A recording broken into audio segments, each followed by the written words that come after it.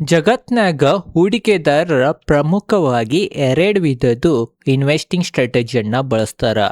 ಅದ್ರಾಗ ಒಂದನೇ investment strategy value investing, ಎರಡನೇದು ಗ್ರೋತ್ ಇನ್ವೆಸ್ಟಿಂಗ್. ಗ್ರೋತ್ ಇನ್ವೆಸ್ಟಿಂಗ್ ಅಂತಂದ್ರ ಯಾವ ಕಂಪ್ನಿದ ಗ್ರೋತ್ ಇರ್ತೈತಿ ಅದ್ರದ ವ್ಯಾಲ್ಯೂ ಏನು ನೋಡಲ್ದ ಅಂತ ಕಂಪ್ನಿನ ಹೂಡಿಕೆ ಮಾಡೋದನ್ನ ಗ್ರೋತ್ ಇನ್ವೆಸ್ಟಿಂಗ್ ಅಂತಾರ. ಬಟ್ ಇವತ್ತಿನ ಈ ವಿಡಿಯೋನಾಗ ಮೇನ್ ಗ್ರೋತ್ ಇನ್ವೆಸ್ಟಿಂಗ್ ಬಗ್ಗೆ ತಿಳಿಸಾವಿಲ್ರಿ. ಇವತ್ತು ನಾವು ವ್ಯಾಲ್ಯೂ ಇನ್ವೆಸ್ಟಿಂಗ್ ಬಗ್ಗೆ ತಿಳ್ಕೊಳ್ಳೋಣ. ವ್ಯಾಲ್ಯೂ ಇನ್ವೆಸ್ಟಿಂಗ್ ಬಹಳ ವರ್ಷದಿಂದ ಬಹಳ ಹೂಡಿಕೆದಾರರು ಫಾಲೋ ಮಾಡ್ಕೊಂಡ್ ಬಂದಾರ. ಅದ್ರಾಗೂ ಮೇನ್ ಜಗತ್ತದ ಅತಿ ದೊಡ್ಡ ಇನ್ವೆಸ್ಟರ್ ಆದ ವಾರೆನ್ ಬಫೆಟ್ ಅವರನ್ನು ಇದ ವ್ಯಾಲ್ಯೂ ಇನ್ವೆಸ್ಟಿಂಗ್ ಸ್ಟ್ರಾಟಜಿಯನ್ನ ಬಳಸಿನ ಕೋಟ್ಯಾಂತರ ರೂಪಾಯಿ ಸ್ಟಾಕ್ ಮಾರ್ಕೆಟ್ ನಾಗ ಗಳಿಸಿದಾರಂತ ನಾವು ಅನ್ಬೋದ. ವ್ಯಾಲ್ಯೂ ಇನ್ವೆಸ್ಟಿಂಗ್ ಪ್ರಮುಖವಾಗಿ 90s ದಾಗ ಒಂದು ಸ್ಟಾಕ್ ಮಾರ್ಕೆಟ್ ಕ್ರ್ಯಾಶ್ ಬಂತ. ಆ ಕ್ರ್ಯಾಶ್ ದಿಂದ ಬಹಳ ಹೂಡಿಕೆದಾರರ ಕಂಗಾಲಾದ್ರ. ಆ ಕಂಗಾಲಾಗಿದ್ದ ನೋಡಿರ ಯಾರಂತಂದ್ರ ಬೆಂಜಮಿನ್ ಗ್ರಾಮ್ ಅವ್ರ. ಬೆಂಜಮಿನ್ ಗ್ರಾಮ್ ಅವ್ರ ನೋಡಿ ಎಲ್ಲಾ ಹೂಡಿಕೆದಾರರು ಬರೀ ಕಣ್ಣು ಮುಚ್ಚಿ ಸ್ಟಾಕ್ ಮಾರ್ಕೆಟ್ ನ ಹೂಡಿಕೆ ಮಾಡತ್ತಾರ. ಬಟ್ ಆ ಸ್ಟಾಕ್ ದ ವ್ಯಾಲ್ಯೂ ಏನೈತಂತ ಯಾರು ನೋಡವಲ್ರ. ಆ ಒಂದ್ ಕಾರಣದಿಂದನ ಏನಿನ್ 90s ನ ಕ್ರ್ಯಾಶ್ ಬಂದಿತ್ತ, ಆ ಕ್ರ್ಯಾಶ್ ದಿಂದ ಎಲ್ಲಾರು ಕಂಗಾಲಾಗಿದ್ದಾರ. ಅದ ಕಾರಣ ಯಾವಾಗನು ವ್ಯಾಲ್ಯೂ ಇನ್ವೆಸ್ಟಿಂಗ್ ಮಾಡ್ರಿ. ಸ್ಟಾಕ್ ಮಾರ್ಕೆಟ್ ಕುಸಿದ್ರೂ ನಿಮಗ್ ನಷ್ಟ ಆಗಂಗಿಲ್ಲ ಅಂತ ಬೆಂಜಮಿನ್ ಗ್ರಾಮ್ ಅವರ ಮೊದಲನೇ ಬಾರಿಗ ಇಂಟ್ರೊಡ್ಯೂಸ್ ಮಾಡ್ಸಿರಿ ವ್ಯಾಲ್ಯೂ ಇನ್ವೆಸ್ಟಿಂಗ್ ಅನ್ನೋದ. ಅದ ಸ್ಟ್ರಾಟಜಿಯನ್ನ ವಾರೆನ್ ಬಫೆಟ್ ಅವರನ್ನು ಬಳಸಿ ಇಷ್ಟ ಎಂಪೈರ್ ಅನ್ನ ಅವರ ನಿರ್ಮಾಣವನ್ನ ಮಾಡಿದಾರಂತನು ನಾವು ಅನ್ಬೋದ. ಅದ್ರಾಗೂ ಮೇನ್ ಫಸ್ಟ್ ವ್ಯಾಲ್ಯೂ ಇನ್ವೆಸ್ಟಿಂಗ್ ಅಂತಂದ್ರ ಪ್ರೈಸ್ ಟು ಬುಕ್ ವ್ಯಾಲ್ಯೂ ಅನ್ನ ನೋಡಿನ ಹೂಡಿಕೆ ಮಾಡೋದನ್ನ ವ್ಯಾಲ್ಯೂ ಇನ್ವೆಸ್ಟಿಂಗ್ ಅಂತೀರ. ಬಟ್ ಆಮ್ಯಾಗ ಮುಂದ್ ಬರೋಣ ಪಿ ರೇಷಿಯೋ ಅನ್ನ ನೋಡಿ ಹೂಡಿಕೆ ಮಾಡಕ ಸ್ಟಾರ್ಟ್ ಮಾಡಿರ. ಈಗ ನಾವು ಹೂಡಿಕೆದಾರರಾಗಿ ಕೆಲವೊಂದು ಕಂಪ್ನಿಗಳನ್ನಾಗ ಪ್ರೈಸ್ ಟು ಬುಕ್ ವ್ಯಾಲ್ಯೂ ಅನ್ನ ನೋಡ್ತೇವಿ, ಕೆಲವೊಂದು ಕಂಪ್ನಿನಾಗ ಪಿ ರೇಷಿಯೋ ಅನ್ನ ನೋಡ್ತೇವಿ. ಅದ ಕಾರಣ ಫಸ್ಟ್ ವ್ಯಾಲ್ಯೂ ಇನ್ವೆಸ್ಟಿಂಗ್ ಅಂದ್ರೆ ಏನ, ಯಾವ್ಯಾವ ಮೆಥಡ್ ಅನ್ನ ಬಳಸಿ ನಾವು ಮಾಡ್ತೇವಿ. ಮತ್ತ ಲಾಸ್ಟ್ ಗೆ ಒಂದು ವ್ಯಾಲ್ಯೂ ಇನ್ವೆಸ್ಟಿಂಗ್ ಅದ ಸೂತ್ರನ ನಿಮಗ ತಿಳಿಸಿದ್ದೇನೆ. ಬಹಳ ಈಸಿ ಐತಿ, ಬಟ್ ಬಹಳ ಒಳ್ಳೇದೈತಿ. ಆದ್ರೆ ನೀವು ಮಿಸ್ ಮಾಡ್ಕೊಳಕನ ಹೋಗ್ಬೇಡ್ರಿ. ಬರೀ ನಾವು ಫಸ್ಟ್ ವ್ಯಾಲ್ಯೂ ಇನ್ವೆಸ್ಟಿಂಗ್ ಅಂದ್ರೆ ಏನ, ಯಾವ ತರ ಬಾಯ್ ಮಾಡ್ತಾರ, ಏನ್ ಮಾಡ್ತಾರ, ಏನೇನ್ ನೋಡ್ತಾರ ಒಂದ್ ಕಂಪ್ನಿದಾಗ ಅಂತ ಅದ್ರ ಬಗ್ಗೆ ಈಗ ತಿಳ್ಕೊಳ್ಳೋಣ. ನೋಡ್ರಿ, ವ್ಯಾಲ್ಯೂ ಇನ್ವೆಸ್ಟಿಂಗ್ ನಾವು ಮೇನ್ 3 ಪ್ರಮುಖ ಸೂತ್ರಗಳು ನೋಡ್ರ. ಒಂದನೇ ಸೂತ್ರ, ಒಂದ್ ಕಂಪ್ನಿದಾಗ ಯಾವಾಗನು ಇಂಟ್ರೆನ್ಸಿಕ್ ವ್ಯಾಲ್ಯೂ ಅನ್ನ ನೋಡ್ತಾರ. ಇಂಟ್ರೆನ್ಸಿಕ್ ವ್ಯಾಲ್ಯೂ ಅಂದ್ರೆ ಏನಂತಂದ್ರ ಕಂಪ್ನಿದ ಆಂತರಿಕ ಮೌಲ್ಯ ಅಂತ ನಾವು ಅನ್ಬೋದ. ಏನ್ ನಿಮಗ ಸ್ಟಾಕ್ ಮಾರ್ಕೆಟ್ ನಾಗ ಒಂದ್ ಸ್ಟಾಕ್ ಬೆಲೆ ಕಾಣ್ತಿರ್ತೈತಿ, ಆ ಬೆಲೆನ ಆ ಕಂಪ್ನಿದ ವ್ಯಾಲ್ಯೂ ಇರಂಗಿಲ್ಲ. ಆ ಕಂಪ್ನಿದ ಒಂದ ಆಂತರಿಕ ವ್ಯಾಲ್ಯೂನ ಇರ್ತೈತಿ. ಸ್ಟಾಕ್ ಮಾರ್ಕೆಟ್ ದಾಗ ಯಾವಾಗನು ಒಂದ್ ಅದ್ಭುತ ಏನಂತಂದ್ರ ಒಂದ್ ಕಂಪ್ನಿದ ಅದ್ರದ ಆಂತರಿಕ ಅಥವಾ ಅದ್ರದ ಏನು ಒರಿಜಿನಲ್ ಪ್ರೈಸ್ ಇರ್ತೈತಿ ಅದಕ್ಕಿಂತನೂ ಚೀಪ್ ನಾಗ ಒಂದೊಂದ್ಸಲ ಕುಸಿದಾಗ ಸಿಗ್ತೈತಿ. ಅದ ಕಾರಣ ಕುಸಿತ ಒಂದ ಒಳ್ಳೆ ಬಾಯಿಂಗ್ ಅಪರ್ಚುನಿಟಿ ಅಂತಾನು ತಿಳಿಸ್ತಾರ. ಬಟ್ ಎಲ್ಲಕ್ಕಿಂತ ಇಂಪಾರ್ಟೆಂಟ್ ಅದೇನ್ ಆಂತರಿಕ ವ್ಯಾಲ್ಯೂ ಐತಿ, ಇಂಟ್ರೆನ್ಸಿಕ್ ವ್ಯಾಲ್ಯೂ ಐತಿ, ಅದನ್ನ ನಿಮಗ ಕಂಡು ಹಿಡಿಯಾಕ ಬರ್ಬೇಕ. ಆ ಕಂಡು ಹಿಡಿಯಾಕ ಹಲವಾರು ಸ್ಟ್ರಾಟಜಿಗಳು ಇದಾವ, ಹಲವಾರು ವಿಧಾನಗಳಿದಾವ. ಅವ್ ಯಾವ್ಯಾವ ಇದಾವ, ಏನೇನಿದಾವ ಅಂತ ಅದ್ರ ಬಗ್ಗೆ ಮುಂದೆ ತಿಳ್ಕೊಳ್ಳೋಣ. ಮತ್ತ ಅದ್ರ ಬಗ್ಗೆ ನಾ ಪರ್ಟಿಕ್ಯುಲರ್ ಒಂದೊಂದ್ ವಿಡಿಯೋ ಮಾಡ್ತೇನೆ. ಮತ್ತೊಂದನು margin of safety. Margin of safety ಅಂದ್ರೆ ಏನಂತಂದ್ರ ಒಂದ್ ಕಂಪ್ನಿದ್ ಬೆಲೆ 100 ರೂಪಾಯಿ ಐತಂತಂದ್ರ ಅದ್ ಕುಸಿದ 60ರಿಂದ 70 ರೂಪಾಯಿಗೆ ಬಂತ, ಅಥವಾ ಅದ್ರದ 60ರಿಂದ 70 ರೂಪಾಯಿನ ನಿಜ ವ್ಯಾಲ್ಯೂ ಐತಿ. ಮತ್ತ ಅದ್ ಕಂಪ್ನಿಗ ಕರೆಂಟ್ 100 ರೂಪಾಯಿಗ ಟ್ರೇಡ್ ಮಾಡತೈತಿ. 100 ರೂಪಾಯಿ ಟ್ರೇಡ್ ಮಾಡೋದ್ ಮುಂದೆ ಒಂದ್ ಸ್ಟಾಕ್ ಮಾರ್ಕೆಟ್ ನಾಗ ಕ್ರ್ಯಾಶ್ ಬಂತ. ಅದ ಕಾರಣ 100 ರೂಪಾಯಿ ಸ್ಟಾಕ್ 30ರಿಂದ 40 ರೂಪಾಯಿಗೆ ಬಿತ್ತ. ಅವಾಗ ಏನ್ ಅದ್ರದ ಆಂತರಿಕ ವ್ಯಾಲ್ಯೂ ಇತ್ತ 60 to 70 ರೂಪೀಸ್, ಅದಕ್ಕಿಂತನೂ ಕೆಳಗೆ ಸಿಗತ್ತಿಲ್ಲ ರೀ 30 to 40 ರೂಪೀಸ್. ಅದ ವೀಕ್ಷಕರೇ ನಾವು ಮಾರ್ಜಿನ್ ಆಫ್ ಸೇಫ್ಟಿ ಅಂತೀವಿ. ಅಂತಂದ್ರ ಅದ್ರದ ಇಂಟ್ರೆನ್ಸಿಕ್ ವ್ಯಾಲ್ಯೂಕ್ಕಿಂತನೂ ಮತ್ತೊಂದಿಷ್ಟು ಕಡಿಮೆನ ಬಾಯ್ ಮಾಡೋದನ್ನ ಮಾರ್ಜಿನ್ ಆಫ್ ಸೇಫ್ಟಿ ಅಂತಾರ. ಉದಾಹರಣೆಗ ಇದೇನು ಉದಾಹರಣೆ ಹೇಳಿನಿ, ಅದ್ರನಾಗ ನಾವು ಆಂತರಿಕ ವ್ಯಾಲ್ಯೂ ನೋಡ್ಬೋದು ನೀವು. ಅದ್ರದ ಒರಿಜಿನಲ್ ಪ್ರೈಸ್ 70 ರೂಪೀಸ್ ಇತ್ತ, 70 ಮೈನಸ್ 40 ಬರಾನ ನೀವು ಬಾಯ್ ಮಾಡಿರಂತಂದ್ರ ಎಷ್ಟು ಬಂತ್ರಿ, 30 ಬಂತ. ಈ 30 ರೂಪೀಸ್ ನಿಮ್ಮದ ಮಾರ್ಜಿನ್ ಆಫ್ ಸೇಫ್ಟಿ ಆತಂತನು ನಮ್ಗ ಬೆಂಜಮಿನ್ ಗ್ರಾಮ್ ಅವ್ರದ್ದ ಮಾರ್ಜಿನ್ ಆಫ್ ಸೇಫ್ಟಿನಾಗ ತಿಳಿಸಿದಾರಂತ ನಾವು ಅನ್ಬೋದ. ಮತ್ತೊಂದನು ಮೇನ್ ಇಂಪಾರ್ಟೆಂಟ್ ಏನಂತಂದ್ರ ವ್ಯಾಲ್ಯೂ ಇನ್ವೆಸ್ಟಿಂಗ್ ನಾಗ ಮಿಸ್ಟರ್ ಮಾರ್ಕೆಟ್ ಇದ್ದ ಮೈಂಡ್ ಸೆಟ್. ಮಿಸ್ಟರ್ ಮಾರ್ಕೆಟ್ ಏನೈತಿ ಅಥವಾ ಇದೇನ್ ಸ್ಟಾಕ್ ಮಾರ್ಕೆಟ್ ಐತಿ ಅದ್ರದ ಕೆಲಸನ ಏರಿಳಿತವನ್ನ ಮಾಡುದ. ಬಟ್ ಆ ಏರಿಳಿತವನ್ನ ನೋಡಿ ನೀವು ಯಾವಾಗನು ಭಯವನ್ನ ಪಡಬಾರ್ದ. ಯಾವಾಗನು ನೀವು ಆ ಕಂಪ್ನಿದ ವ್ಯಾಲ್ಯೂ ಅನ್ನ ನೋಡ್ಬೇಕಾ, ಆ ಕಂಪ್ನಿದ ಫಂಡಾಮೆಂಟಲ್ ಅನ್ನ ನೋಡ್ಬೇಕಾ, ಆ ಕಂಪ್ನಿ ಮ್ಯಾಗ ವಿಶ್ವಾಸವನ್ನ ಇಟ್ಟು ನೀವು ಹೂಡಿಕೆ ಮಾಡ್ಬೇಕ.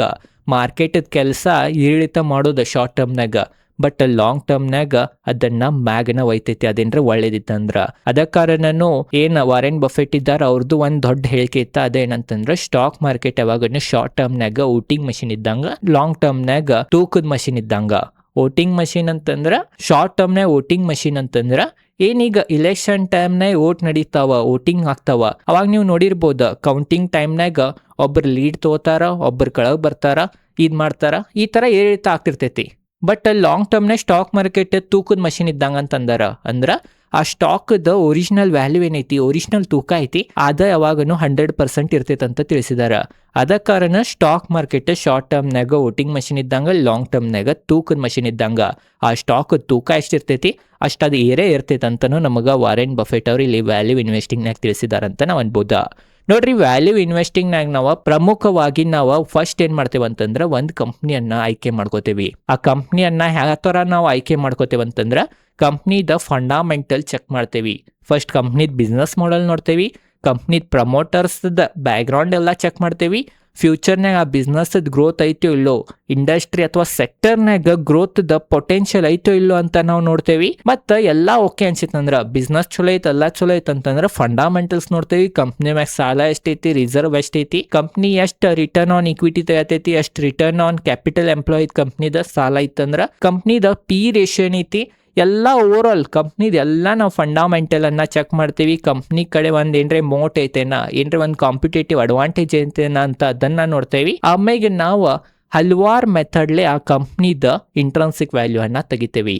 ಅದ್ರಾಗ ಒಂದನೇ ಮೆಥಡ್ ಅಥವಾ ವಾರೆನ್ ಬಫೆಟ್ ಅವರ ಪ್ರಮುಖವಾಗಿ ಬಳಸೋ ಮೆಥಡ್ ಯಾವ್ದಂತಂದ್ರ DCF, discounted cash flow method. ಈ ಮೆಥಡ್ ಬಗ್ಗೆ ನಿಮಗೇನ್ರೆ ತಿಳ್ಕೊಳ್ಳೋದಿತ್ತಂದ್ರ ಕಮೆಂಟ್ ಸೆಕ್ಷನ್ನಾಗ DCF ಅಂತ ಕಮೆಂಟ್ ಮಾಡ್ರಿ. ಅದ್ರ ಬಗ್ಗೆನೂ ಡೀಟೇಲ್ದಾಗ ವಿಡಿಯೋ ಮಾಡಿ ತಿಳಿಸ್ತೇನೆ. ವಾರೆನ್ ಬಫೆಟ್ ಅವರ ಪ್ರಮುಖವಾಗಿ ಇದ ಮೆಥಡ್ ಅನ್ನ ಬಳಸಿ ಹೂಡಿಕೆ ಮಾಡ್ತೇನಂತ ಅವರ ಸ್ವಂತ ಹೇಳಿಕೆಯನ್ನ ಕೊಟ್ಟಿದ್ದಾರ. ಅದ ಕಾರಣ ಒಂದನೇ ಮೆಥಡ್ DCF ಮೆಥಡ್. ಅದ್ರ ಬಗ್ಗೆ ನಾವು ಮುಂದೆ ತಿಳ್ಕೊಳ್ಳೋಣ. ಒಮ್ಮೆಗೆ ಮತ್ತೆ ಪ್ರೈಸ್ ಟು ಬುಕ್ ವ್ಯಾಲ್ಯೂ ಅನ್ನ ನೋಡ್ತಾರ. ಒಂದೊಂದು ಯಾವ್ಯಾವ ನೀವು ಬರೀ ಅಸೆಟ್ ಹೆಚ್ಚಿರ್ತಾವ ಅಂತ ಕಂಪ್ನಿದಾಗ, ಮತ್ತು ಒಂದೊಂದು ಕಂಪ್ನಿನ ಅಸೆಟ್ ಹೆಚ್ಚಿರಂಗಿಲ್ಲ ಬಟ್ ಹಣ ಹೆಚ್ಚು ಗಳಿಸಿರ್ತಾವ, ಪಿ ರೇಷಿಯೋ ಬಳಸ್ತೇವಿ. ಬಟ್ ಈಗ ಸದ್ಯ ಒಂದು ನಿಮಗೆ ಈಸಿ ಮೆಥಡ್ ನಾನು ನಿಮಗೆ ತಿಳಿಸ್ಕೊಡವಿದ್ದೀನಿ. ಅದರದನ್ನ ಹೆಸರೇನಂತಂದ್ರ ರಿಲೇಟಿವ್ ವ್ಯಾಲ್ಯೂ ಮೆಥಡ್ ಅಂತ. ಈಗ ನಾವೊಂದು ವೈಟ್ ಪೇಜ್ ಅನ್ನ ತಗೋತೇನೆ. ಇದ್ರಾಗ ನಾ ನಿಮಗ ಡಿಟೇಲ್ದಾಗ ತಿಳಿಸ್ತೇನೆ. ನೋಡ್ರಿ, ಒಂದು ಕಂಪ್ನಿ ಐತಿ, ಅದ್ರದನ ಹೆಸರ A ಅಂತ ತಿಳ್ಕೊರಿ. ಮತ್ತೊಂದು ಕಂಪ್ನಿ ಐತಿ, ಅದ್ರ ಹೆಸರ B ಅಂತ ತಿಳ್ಕೊರಿ.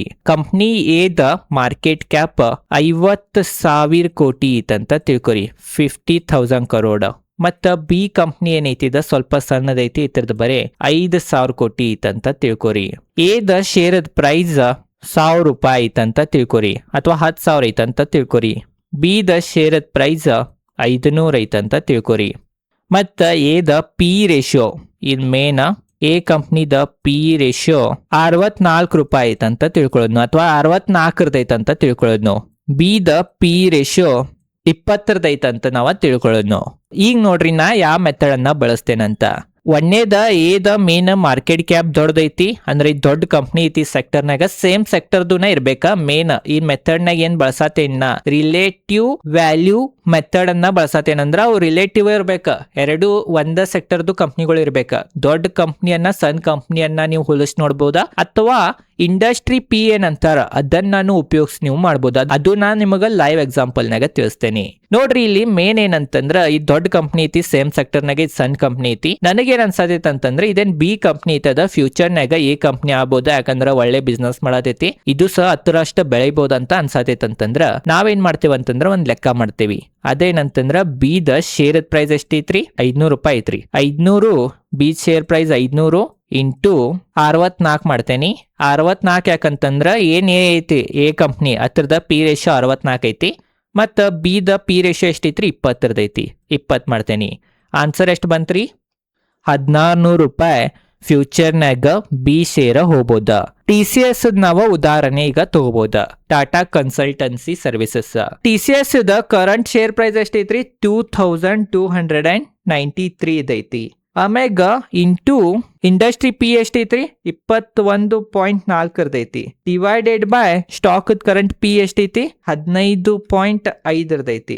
ಎಷ್ಟು ಬಂತ್ರಿ, 3,000. ಇಲ್ಲಿ ಕ್ಯಾಲ್ಕುಲೇಟರ್ನ ಐತಿ, ನೀವು ನೋಡ್ಬೋದು ಕಾಣಿದ್ರ, ಅಥವಾ ಇಲ್ಲಿ ಬರಿತೇನಿ 3,165 ಬಂತ. ಏನ್ರಿ TCS ಪಿ 15 ಐತಿ, ಅದ್ ಫ್ಯೂಚರ್ನಾಗ ಏನ್ ಇಂಡಸ್ಟ್ರಿ ಪಿ ಐತಿ ಅಷ್ಟೇನ್ರಿ ಹೋತಂತಂದ್ರ ಇದ 3165 ಬೆಲೆಗ ಹೋಗ್ತೈತಿ. ಅಥವಾ ಅದ್ರದ್ ಬೆಲೆ ಇಂಡಸ್ಟ್ರಿದ ಪ್ರಕಾರ ನೋಡ್ರಿ ಇಷ್ಟ ಇರಬೇಕ. ಈಗ ಅದಕ್ಕಿಂತನೂ ಕಡಿಮೆ ಸಿಗತೈತಿ ಅಂದ್ರ ಸ್ವಲ್ಪ ಅಂಡರ್ ವ್ಯಾಲ್ಯೂಡ್ ಐತಿ ಅಂತ ನಾವು ಕನ್ಸಿಡರ್ ಮಾಡ್ಬೋದ. ಬಟ್ ಇದ IT-ನಾಗ ಸ್ವಲ್ಪ ಸಮಸ್ಯೆ ನಡ್ದಾವ್, ಇದ್ ನಡ್ದಾವ್, ಅದ್ರ ಸಂಬಂಧನೂ ಆಗ್ಬೋದ. ಅದ ಕಾರಣ ಹೇಳಿದ್ನಿ ನಿಮಗೆ ಆಲ್ರೆಡಿ, ಮಿಸ್ಟರ್ ಮಾರ್ಕೆಟ್ ಕೆಲಸ ಏರಿತವನ್ನ ತೋರಿಸೋದೈತಿ. ಬಟ್ ನೀವು ಕರೆಕ್ಟ್ ಲೆಕ್ಕ ಹಾಕಿ ಕರೆಕ್ಟ್ ಒಂದು ಕಂಪ್ನಿಯನ್ನ ಬಾಯ್ ಮಾಡ್ಬೇಕಾ. ಇದ್ಯಾವುದು ಬಾಯ್ ಸೆಲ್ ರೆಕಮೆಂಡೇಶನ್ ಇಲ್ಲ, ಇದು ಬರೀ ಒಂದು ಉದಾಹರಣೆ ಇತ್ತು. ಇದು ನಿಮಗೆ ಗೊತ್ತಿರ್ಬೇಕಾ. ಇದನ್ನ ಹೋಗಿ ಬಾಯ್ ಮಾಡ್ರೆ ನೀವು ಮೂರ್ಖರೂ ಆಗ್ಬೋದ. ಅದ ಕಾರಣ ಇದು ನಿಮಗೆ ಗೊತ್ತಿರ್ಬೇಕಾ. ಓವರ್ ಆಲ್ ನಾ ಏನು ಹೇಳತ್ತೀನಿ ಅದು ನಿಮಗೆ ತಿಳಿದಿರ್ಬೋದು ಅಂತ ನನಗನಿಸ್ತೈತಿ. ಓವರ್ ಆಲ್ ನಿಮಗೆ ವ್ಯಾಲ್ಯೂ ಇನ್ವೆಸ್ಟಿಂಗ್ ಬಗ್ಗೆನೂ ಸ್ವಲ್ಪ ಮಾಹಿತಿ ಗುರ್ತಾ ಇರ್ಬೋದು ಅಂತ ನನಗನಿಸ್ತೈತಿ. ಎಂಥ ಮಾರ್ಕೆಟ್ದಾಗೂ ವ್ಯಾಲ್ಯೂ ಇನ್ವೆಸ್ಟಿಂಗ್ ಯಾವಾಗೂ ಫೇಲ್ ಆಗಿಲ್ಲ. ಅದ ಕಾರಣ ಇದು ಒಂದು ಬೆಸ್ಟ್ ಇನ್ವೆಸ್ಟಿಂಗ್ ಸ್ಟ್ರಾಟಜಿ ಇತ್ತಂತನೂ ನಮಗೆ ಎಕ್ಸ್ಪರ್ಟ್ಗಳು ತಿಳಿಸಿದಾರ. ವಾರೆನ್ ಬಫೆಟ್ ಅವರನ್ನ ಇದನ್ನ ಬಳಸ್ತಾರ ಅಂತ ತಿಳ್ಕೊಂಡ್ಬಿಡೋದ ಯಾವ ತರ ಐತಂತ.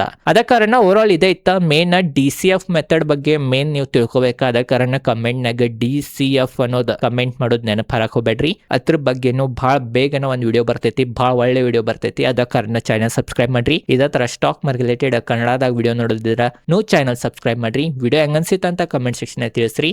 ವಿಡಿಯೋಗೆ ಲೈಕ್ ಮಾಡೋದು ನೆನಪು ಹರಿದ್ರ ಲೈಕ್ ಅನ್ನು ಮಾಡ್ರಿ. ಚಾನಲ್ ಸಬ್ಸ್ಕ್ರೈಬ್ ಮಾಡಿರ್ಕಲ ಇದ್ರೆ ಸಬ್ಸ್ಕ್ರೈಬ್ ಮಾಡ್ರಿ. ಇದೈತಿ ಇವತ್ತಿನ ವಿಡಿಯೋ. ಧನ್ಯವಾದಗಳು.